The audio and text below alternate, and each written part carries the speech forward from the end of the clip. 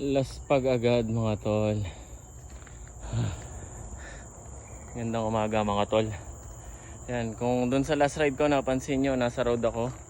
Ngayon naman, dito na tayo sa trail. Yan. Together with my Elijah.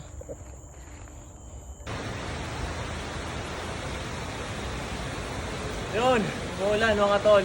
Yan. After 2 years siguro bago ako nakabalik dito. Hi Kaloy.